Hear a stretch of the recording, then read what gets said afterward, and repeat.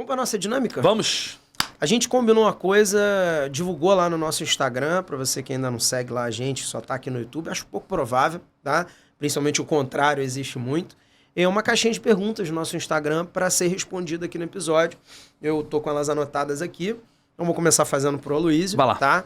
E aí eu vou falar só o primeiro nome da pessoa, tá? Porque eu não, assim, como a gente fez uma caixinha de pergunta fechada, não é um comentário, eu não sei se quem perguntou quer ser identificado. Então vou botar o primeiro nome para identificar, mas aí fica abstrato.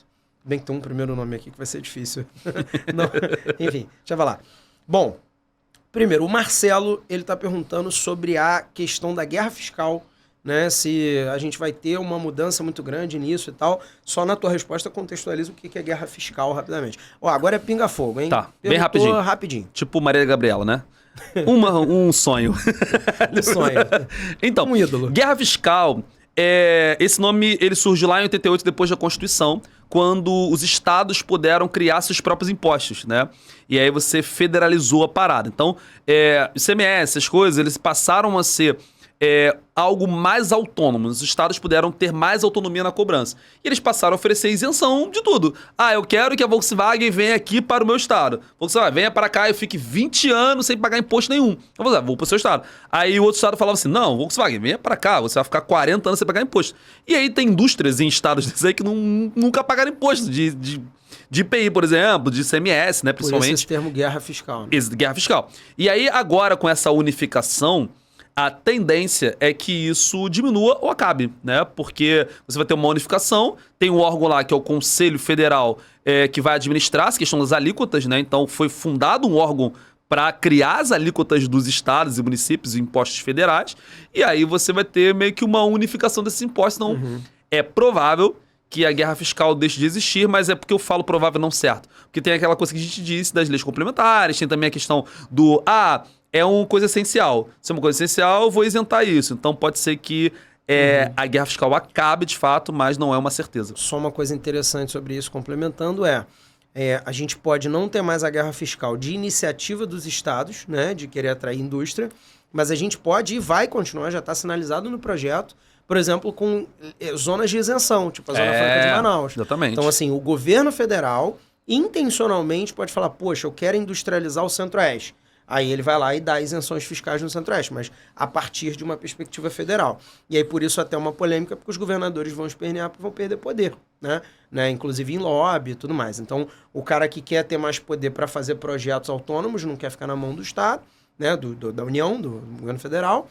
E o cara que é da sacanagem, ele... vai ter menos dinheiro rolando ali que ele possa desviar e tal. Inclusive, então, é uma questão. Inclusive os estados do Centro-Oeste se movimentaram nesse sentido, né? Pra falar, nós queremos mais isenção aqui, queremos o nosso cashback e tal. Então, de fato, a guerra fiscal... Tem alguns economistas como o Salto, por exemplo, ele diz, não vai acabar nada. Tipo, a guerra fiscal, que era a intenção da reforma, uma das intenções, não vai acabar por conta dessas coisas, né? O governador de São Paulo, ele deixa de ter autonomia, mas aí ele é do partido do presidente da República e ele convence o presidente da República a fazer, só vai aumentar o trâmite, entendeu? Sim. Então, assim, vai acabar teoricamente, mas na prática a teoria é outra, como diz o ditado.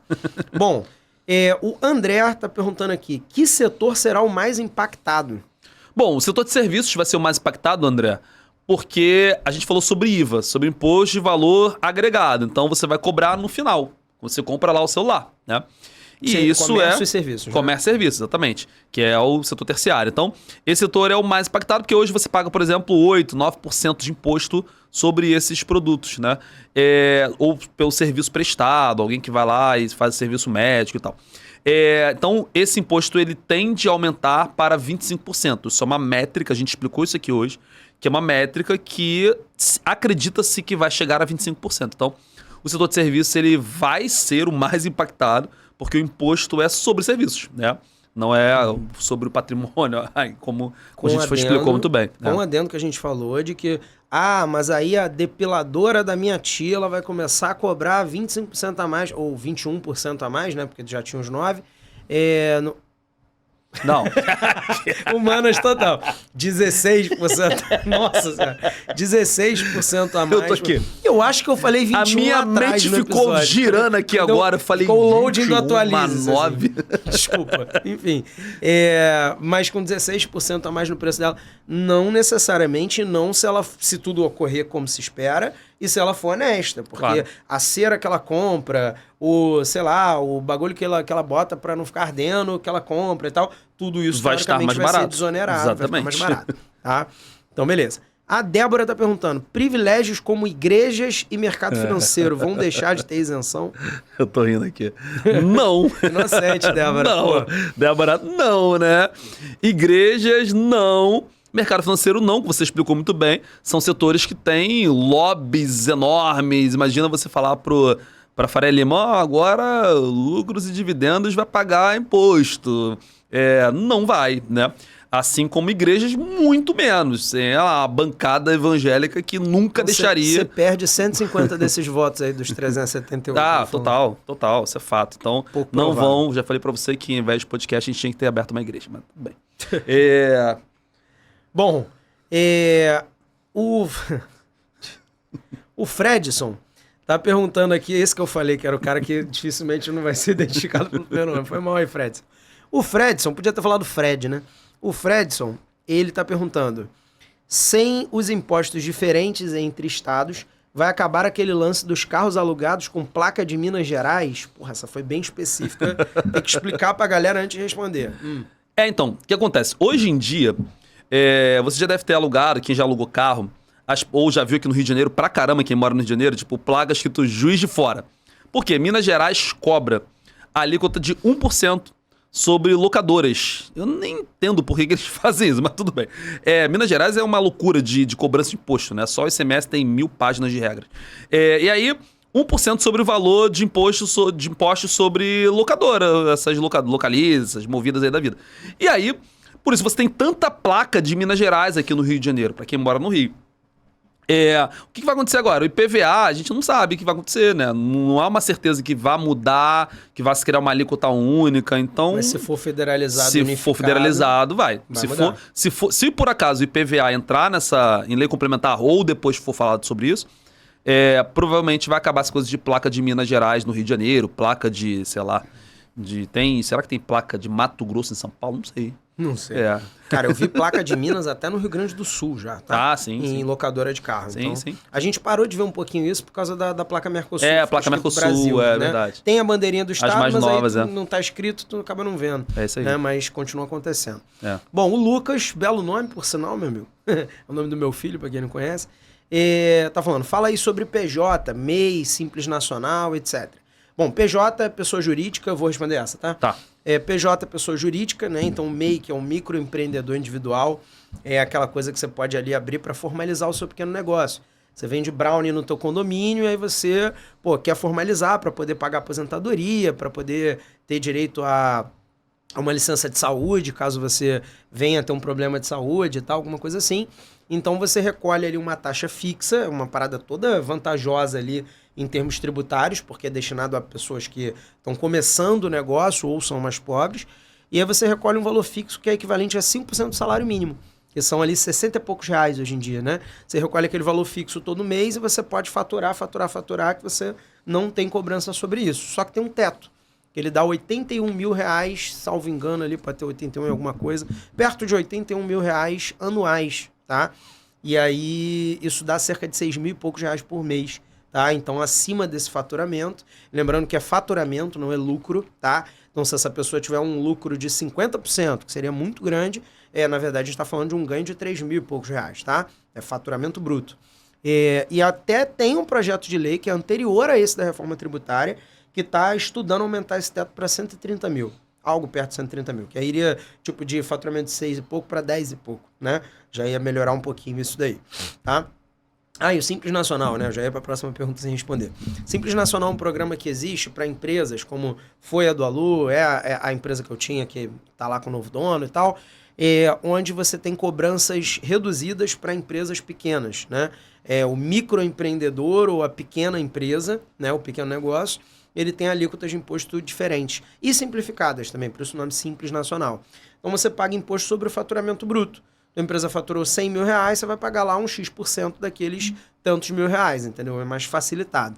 Isso é para empresas que faturam, salvo engano, até perto de 5 milhões, acho que é 4,8 milhões ao ano, tá? Então isso vai dar tipo uns 400 mil por mês o limite. Mas aí a empresa que fatura 300 e poucos mil por mês, que se ela tiver 10% de lucro, o dono tá ganhando 30 mil, pô, esse cara não é pobre, né? Então a alíquota ela já é de mais de 30%. Aí o cara que tem uma empresazinha que fatura, sei lá, 10 mil por mês, e ele tem 15% de lucro e tá ganhando ali, então, um salário mínimo praticamente, né? Um pouquinho mais, tá? Esse cara, então, ele tem alíquota tipo de 4%, 4,5%. E eu tô dando os valores bem soltos, assim, primeiro porque não é interessante para todo mundo, né? E segundo porque existem tabelas diferentes para cada tipo de negócio. Se é uma empresa, se é um comércio, se é um serviço, as alíquotas são diferentes, tá? Próxima.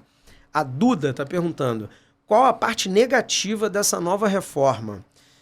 Duda, que é essa ou eu vou? Pode ser, pode falar. Pode ser? Vamos lá. As incertezas, que eu acho que a gente colocou um monte de interrogação na cabeça da galera, né?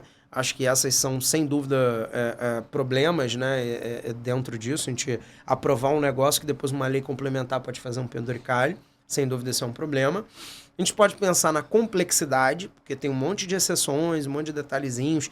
Eu acho difícil ficar mais complexo do que já é. Por último, cara, eu acho que principalmente a questão da... De repente, no fim de tudo, alguma carga tributária ficar mal equacionada. Eu acho que um outro grande problema é, na verdade, além desses, né? É não mexer no teto das heranças, manter 8%.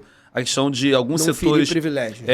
Privilégio, né? O lucro de dividendo, não falar sobre isso, imposto de renda. Então, acho que, assim, muitos privilégios foram mantidos aí nessa reforma, apesar dela tentar melhorar a coisa, a elitezona mesmo, não vai ser impactada. Cara, então você praticamente está respondendo, só complementa aí a pergunta do Giovanni, que foi a última. Sim. Mesmo que aprovada, está longe de ser algo de fato diferencial à população mais pobre, certo? Sim, tem até algumas iniciativas maneiras, sim, né? Sim. O cashback, a cesta básica. Mas, no geral, alguns privilégios também não foram feridos. Não, né? nem nada assim de... Muito pouco de privilégio. Você vai ter a empresa ali, a unificação dos impostos, a carga tributária vai ser basicamente mantida, os impostos ali sobre a questão lá da cerveja, cigarro e tal, mas mexer na questão da renda, do patrimônio, não. E aí, porra, patrimônio brasileiro, fazer uma crítica social aqui, o patrimônio brasileiro, ele é herança desde as capitanias hereditárias, irmão. Entendeu?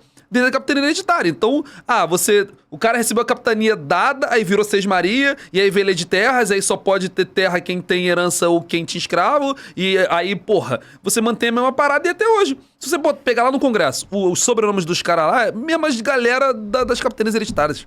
E aí, porra, tu não vai mexer nisso? Tu vai mexer, não, vamos tributar, fazer cesta básica, entendeu? Parece aquelas reformas econômicas que eram feitas na era Vargas, entendeu? Que, vamos criar aqui uns penduricários para a população mais pobre, cesta básica nacional, não sabemos o que vai ser.